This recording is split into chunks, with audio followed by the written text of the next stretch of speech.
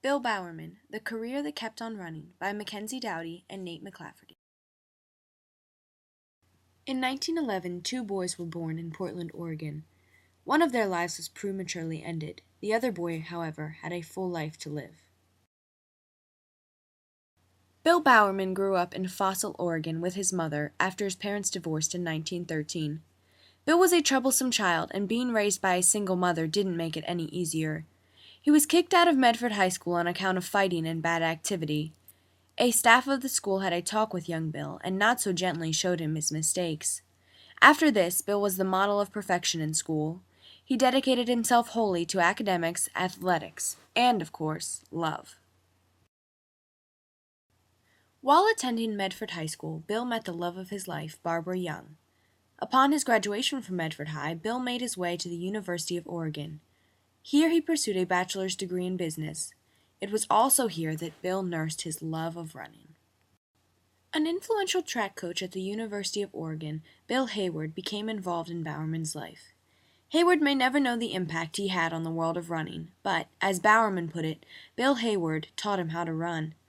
In 1934, Bill graduated from the University of Oregon. Bill's lifelong plans to pursue a career in medicine came screeching to a halt when he became aware of the financial obligations that it would entail. He settled for a coaching job at high school in Portland, Oregon. The next 9 years of Bill's life were spent coaching and teaching at Franklin High School and his own high school, Medford. During this time, Bill married his high school sweetheart, Barbara Young, and they started their family in Portland, Oregon.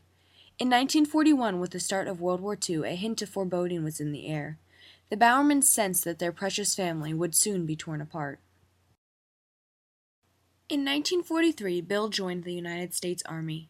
Here he served in the 10th Mountain Division, which was an elite division of soldiers that had been proven to be especially athletic. Bill fought mainly in Italy for the remainder of the war, but his hometown certainly didn't forget him. Bill received a letter from the student body at Medford High. It said that, "In short, Bill, the whole school misses you. You always had a smile and a friendly wisecrack for everyone." In the letter, the school reminds Bill that he is greatly missed, but also greatly admired for his participation in the war. Bill was fortunate to have suffered no permanent injuries and returned home in 1945. He was accepted as It was shortly after his return from World War II that his true track career set off. In 1947, Bill Hayward retired as the head track coach at the University of Oregon. The university immediately contacted Bowerman, and within weeks, Bill Bowerman became the next head coach of the track team at the University of Oregon. Bowerman's ideas of coaching were very different compared to other coaches of the time. Bill said that a teacher is never too smart to learn from his pupils. He based the team's workouts on individual performance and had an especially optimistic attitude about his team.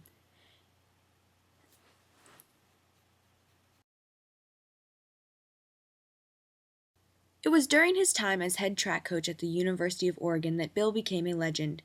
He coached 33 Olympians, 38 conference champions, and 68 All-Americans, not to mention the staggering number of 24 National Collegiate Athletic Association individual titles that his team won and the reported 10 undefeated seasons. The success of the track team was not the only thing that Bill attained during his time at the University of Oregon. He was also able to achieve unprecedented success himself. While dutifully coaching his team, Bowerman became frustrated with the running equipment of the day.